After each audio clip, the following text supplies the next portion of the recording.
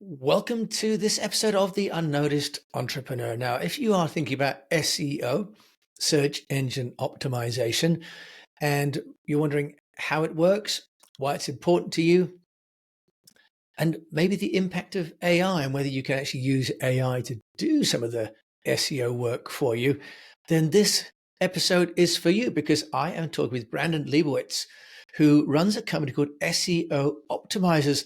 Been running the company for nearly 20 years now, which is pretty incredible as an entrepreneur, but also it means he has a huge amount of experience.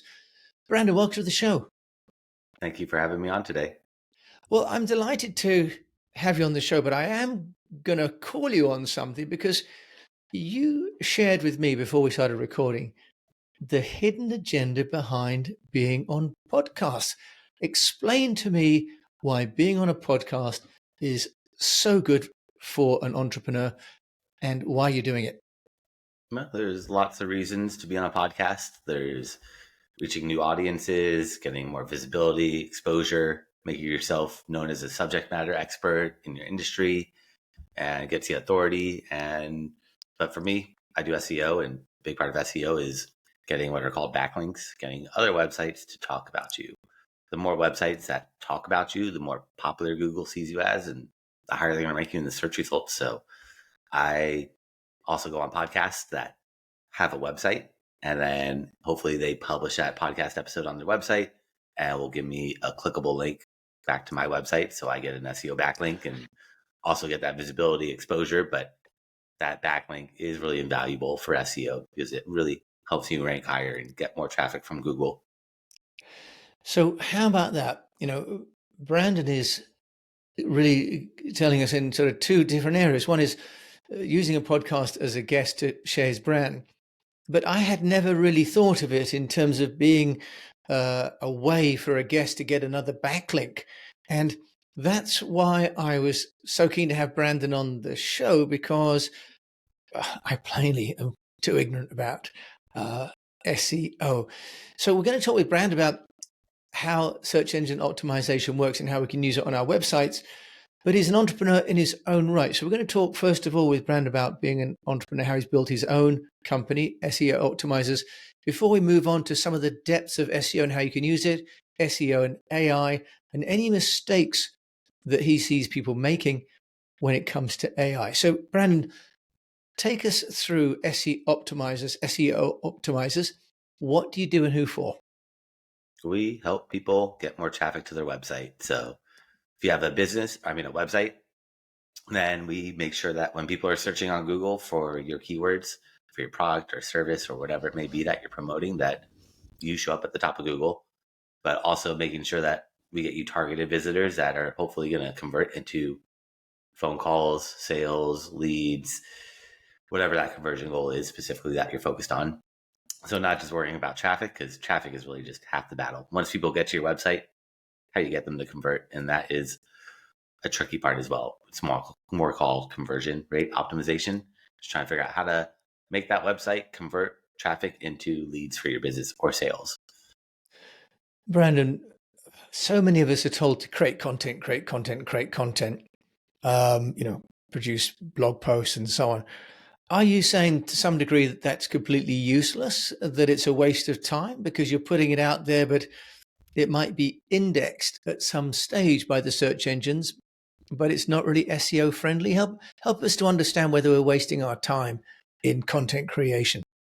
No, you're definitely not wasting your time with content creation because Google, ever since I've been doing SEO, 2007, Google said content is king. Like we love content, meaning text primarily.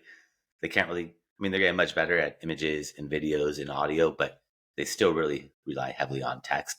So you putting content on your website is a good thing. Adding blogs, adding content about your services or your products, or just adding more text in general to all the pages on your website. Google loves that, but Google's not just going to rank you because you put content on your website, or if you put keywords in there and make your website fully optimized from an on-site perspective, fixing like title tags or meta descriptions, all these technical things. Google doesn't really care what you put on there because they just don't trust anybody. And you have to build trust up with Google. And the way to get Google to trust you is by getting other websites to talk about you. It's kind of like a popularity contest.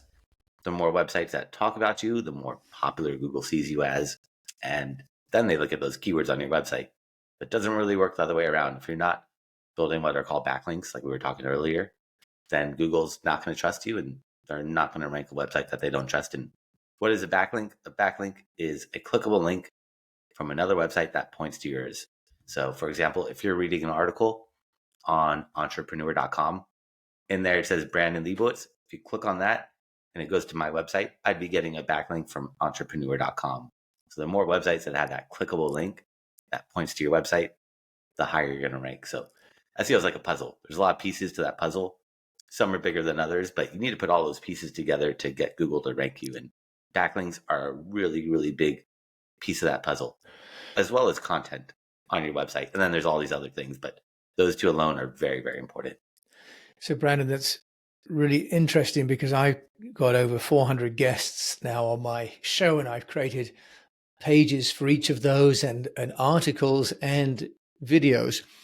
So counsel me, what should I be doing? Because one of the challenges seems to be to get someone else, for example, a guest, if I have a guest and I give them the article, they don't want to link back to me because as far as they're concerned, if they've got someone on their website reading about them, they want that person to stay on the website, go through their funnel and enter their CRM, for example. How do you help someone like me get people to give the backlinks rather than, if you like, be selfish and keep the traffic on their own website? No, most people would probably want to promote their episode. So when I'm a guest on people's podcasts, people will sometimes give me a link to like a YouTube video or a Spotify link. And then if I promote that, I'm going to promote that with my audience. I'm going to share it on social media. I might even post it on my website saying like as featured on, but now I'm going to link back to YouTube or to Spotify. But if you have your own website and you post the episode on there, you post the YouTube video on that page, you write an article about that person, then if you send that to me, I'm going to share that with my audience, that page on like Facebook, Instagram, well, maybe not Instagram, but like Twitter, LinkedIn, anywhere where I could share that URL and share that with my audience. Well, and on Instagram, letting people know, check out this podcast episode and trying to direct people to your page because now that's where everything is encompassed and it's all there. So most people I feel like would be inclined to share that page, but and then they might also put it on their website, like as featured on, and they have a whole section with podcast episodes, which is what I do. So I have a page where I showcase not all of them, but majority of the episodes I'm on. So people go listen. And then if you give me a link to your website, I would probably link back to you. So you probably do have a decent amount of backlinks if you're sharing your website URL. But if you give people links to Spotify and YouTube, then they might share those and give backlinks to Spotify instead of you. So that's why just giving everything on your website, having a page that has everything in there is going to be much better than giving them a bunch of links. And that's going to hopefully get them to give you some backlinks. So I always tell people that are guests or hosts, it's kind of easy to get backlinks. Like if I became a host of a podcast and had a lot of guests on, I would just create pages about them, make it really look good and really optimized, and then share that URL with them so that hopefully they share that with their social media following, but also post it on their website, hopefully to get me that SEO backlink, which not everyone's going to post it on the website, but I feel like a majority of them are definitely going to share it on Facebook and LinkedIn and Twitter and places like that where they have a big following. You're just tapping into that following, getting more traffic to your social media, which then hopefully you can convert that social media traffic to your website. It's a long process. It's a lot of steps and layers that go into it, but it's just that trickle down effect. Brandon, and if people want to have a consultancy with you at the end of the show, you're going to give a link to a free consultation, I think, aren't you, Brandon?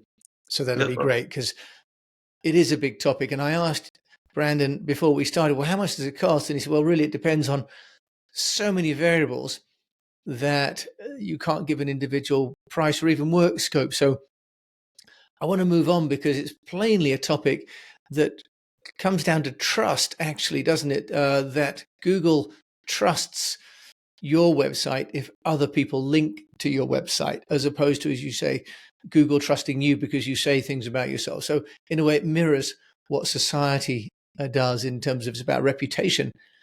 really, isn't it, Brandon? With SEO, we can't talk about really anything these days without including AI and the impact of AI on SEO. Tell us, how is it impacting people's SEO strategies?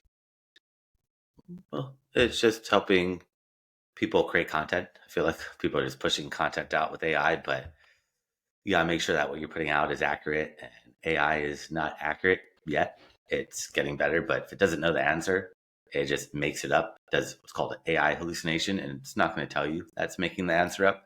So if you are selling tennis shoes and you say, write me a blog post about tennis shoes, it might just make a bunch of stuff up.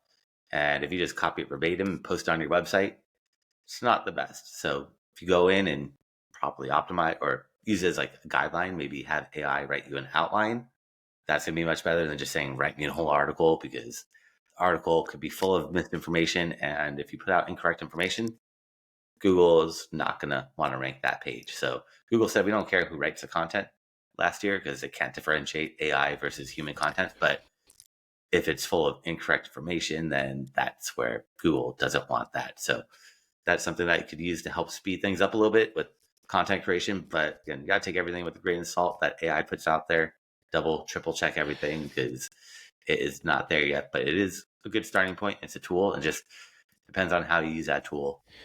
And it sounds as though, Brandon, that it's not so much about having content that you write that's on your website. It's about getting content that you can contribute to someone else's website, whether it's an article, for example, or a write-up, and having that other website linked back to you, isn't it? So it's as much about the outreach. And I had a company called Respona on the show. Farzad Rashidi, the founder of that business, came on talking about the platform they've got that actually goes out and helps you to build backlinks.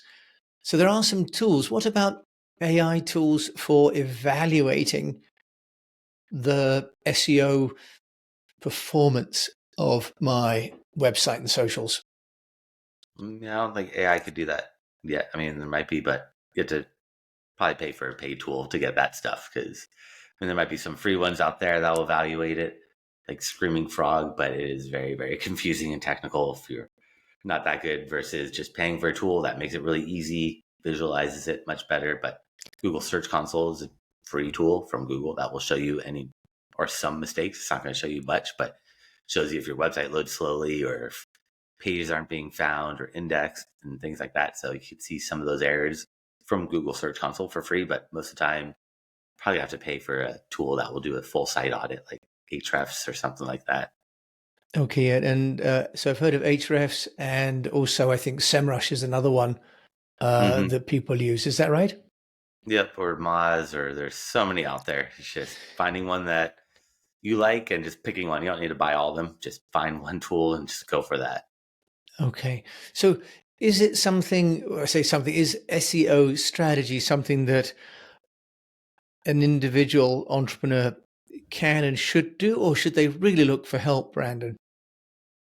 I mean, it depends how much time they have in the day. If they want to learn a whole new skill set and have time to do it, then go for it. But SEO does become like a full-time job because it never really ends. So initially, if you have time, go for it. But in the long run, it does become a little, the backlinks are what takes a lot of time. So you can make some basic changes, put some keywords on your website, start blogging. That's all pretty easy to do, but it's the backlinks.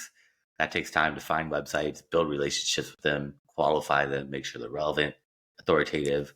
Because if you build the wrong type of backlinks, it'll actually do more harm than good. So you have to be careful and kind of tread lightly with all that stuff.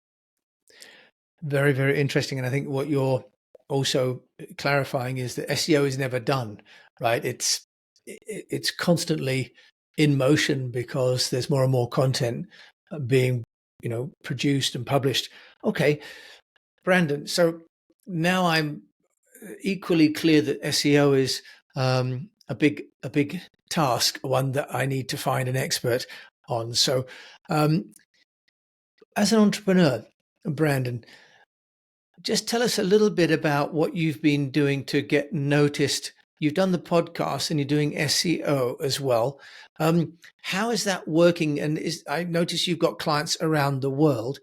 How are you attracting clients from around the world? Well, lots of different ways by doing SEO on my own website, making sure that my website ranks on Google, doing podcasts. I have my own YouTube channel, doing my own podcast in the past, building up email lists, doing some paid ads, remarketing. So anyone that comes to my website and doesn't watch my class, I'll follow you around with ads saying like, watch my free class. Anyone that's watched my free class but hasn't signed up for a free consultation, I'll follow you around with ads saying like, book a time for a free call. Anyone that's booked a call but hasn't become a client, I'll follow you around with like testimonial ads. So trying to just keep myself top of mind, have multiple touch points, because that's the biggest thing, is just making sure that once people get to your website, unfortunately, half the people are going to hit that back button, that bounce rate. So you have to keep yourself top of mind, try to collect email addresses. I do classes. So that's another way. I teach a lot of classes for free and paid classes, but free ones get me visibility and exposure and opens me up to a pretty wide audience. That's interesting. When you talk about teaching classes, Brandon, what platform are you teaching those on, and what frequency and what content? Because that sharing is such a powerful way of building your brand. So there's the Small Business Association, the SBA, teach there. Then there's like a college that was for digital marketing. It's called General Assembly, kind of like all over the world. They have little, because they realize most schools don't really teach digital marketing. So they do that and help people out with that. But I have my own meetup group that I use and promote my classes on my website and my social media through my email list. So all those platforms help me get or help people find my classes. That's impressive. And looking now, you've got over 100,000 followers on your social and the 25,000 subscriber list. So those are impressive numbers, even for a big company, Brandon, let alone for an SME, which, if you don't mind me saying, you're a team in LA, owner operated, with plainly a global footprint. So congratulations on that. Brandon, I will ask you my troublesome question, though. A mistake that you might have made, that you'd share as a kind of cautionary tale for me and my fellow unnoticed entrepreneur about a marketing campaign or activity that hasn't gone quite as planned. Well, the SEO at first was a big thing where I would do search engine optimization for myself, my clients, get them ranked for keywords, but they weren't getting sales, phone calls, leads, whatever that conversion goal is that they were looking for. So that's how I realized over the years, SEO is just one piece of the puzzle. You have to kind of look at it holistically and try to have, like I was saying earlier, those multiple touch points. So someone goes to your website but doesn't make a purchase, let's follow them around with ads. Or someone goes to your website, let's try to get their email address by offering something for free, not just asking for their email address, because no one's going to give you your email if you just say subscribe to my newsletter, which is something I had up on my website for years and was wondering why no one ever subscribes. Then once I changed it to a free ebook, I got a few people or joining my email list. But then once I started doing like free classes, that's where I got a lot of people joining that free class. So trying to just figure out, playing around with things and seeing what works, because you got to offer value. And that's really what I've learned as well, is don't really promote myself, but just offer value, tell people what to do, give them insights, tips, knowledge, and don't really promote yourself. Because in the past, I was promoting myself a little too much, where now it's just share that knowledge. If they want to learn more, they're going to look you up, learn more. Or you could subtly promote yourself, but don't just go all about why they should use you, because people don't care about that. They want to know what's in it for me. What are you going to do to help me improve my business, essentially? Brandon, that is such great advice. I will just pick you up on one thing you said there about your classes and linking those on Meetup. Can you just tell us the mechanics of that? Because you're the first person that I've spoken to that has, if we're promoted, sign up for the newsletter to come to my classes. Can you just tell us, not in too much detail, but just the mechanics of that? Oh, yeah. I have the classes listed on my website, and I share them on Meetup, Facebook events, LinkedIn events, and there's like a bunch of other event-based websites that you could share your events on. And then I have my own Meetup group that I've had for years, which I wouldn't say get a Meetup now because it's so expensive. But when I first started doing it, it's much cheaper. They just keep doubling the prices, and my meetup has like 5,500 people in it, so it's kind of tough to cancel it when it's so big. If it didn't have that many people in it, I would have probably canceled it a long time ago. But it does get me people and new visibility and new exposure. But it's just the price, especially if you're just a startup, it's gotten so expensive that it doesn't really work as well as it did before. But that's why like platforms like YouTube are great, because you just post your class that you've done, throw it up on YouTube, and then the world could see it, and then it becomes like evergreen content. So they don't have to be at that class at that moment, but they could just find you on YouTube or other platforms. Brandon Leibowitz, I will ask you what's, if you like, your number one piece of advice, because you've mentioned a number and a holistic approach, which is absolutely right, although difficult to implement all of those things simultaneously.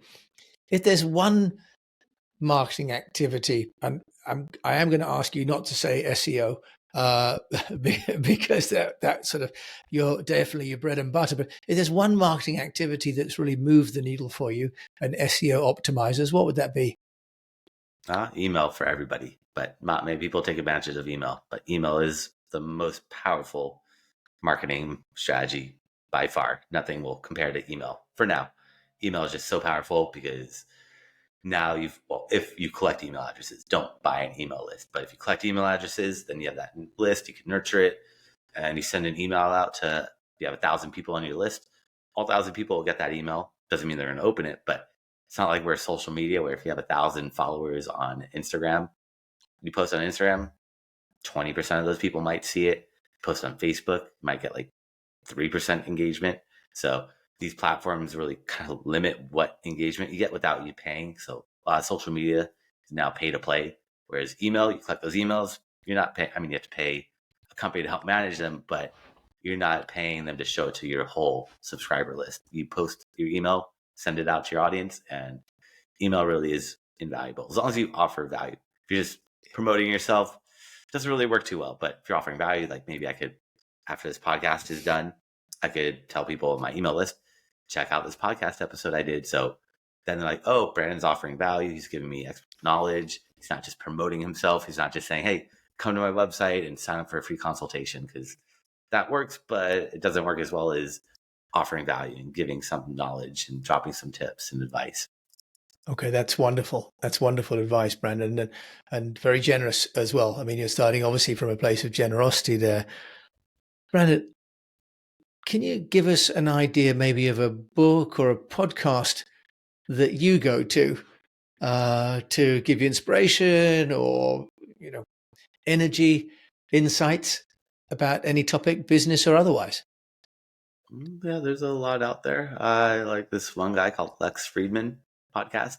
It's kind of interesting and talks about a variety of topics, but gets kind of deep into stuff and gets into like just really personal stories and talks to founders of really big companies to small companies. And it's really interesting the way he interviews and his perspective on things. And keeps me entertained, especially sometimes I'm doing some tedious work. I'll just throw that podcast in the background, and it is a great way to just help get the day go by. That's wonderful. That's wonderful. Well, Brandon Leibowitz, if you want to get hold of you and possibly interrupt you listening to the Lex Friedman podcast, just to get a little bit of your insight about SEO, how can they do that? So I created a special gift for everybody. If you go to my website at SEOoptimizers.com, that's SEOoptimizers.com/gift. You can find that gift there along with my contact information and some classes I've done over the years. I've thrown up there for free so they could see step by step how to do some of the stuff that we talked about. And also, if they want to book some time on my calendar, they could book some time for free there as well for a free website analysis. Brandon, thank you so much for that. I'm really pleased that you've mentioned about the gift, because I'm just launching my podcast guest blueprint, and a key module is about guests having a gift or an offer for the audience. And it's remarkable how few people come on a podcast with a way to connect with the audience and give the audience a reason to reach out and ultimately to get these listeners into your CRM. So really pleased that you've done that, not just because there's a gift, but also it kind of validates something that I've been saying and putting into this course. So thank you for that. Thank you for the generous offer. Brandon Leibowitz, SEO Optimizers founder. Thank you very much for joining me today from LA. Thank you for having me on today. Well, I never know with SEO if I should talk about it on this show or not, because on the one hand, I'm learning about it. On the other hand, I feel like the more I learn, the less I know. Thank heavens for having experts like Brandon on the show to explain it, but also to offer some consultation and in some classes as well on his website and on his YouTube. So fascinating. But apart from all of that, what does come here for me is the need to build content that has trust at its core. Generating content for the sake of generating content really is a waste of time. Although it's, if you like, it's popular, it's not necessarily profitable use of time. To get other people to trust you enough and like you enough to want to put something about you on their website and to connect it to you, ultimately, that is the secret to gaining ranking and some superiority and some deal flow into your website. So brilliant to get closer and closer to that truth. Thank you for joining me, Jim James, today with Brandon Leibowitz in LA, and I'm just here in sunny UK. And hopefully you've enjoyed this. If you have, please do review the show and follow the show, because I don't want you to miss another episode of this episode called The UnNoticed Entrepreneur. And until we meet again, I just encourage you to keep on communicating.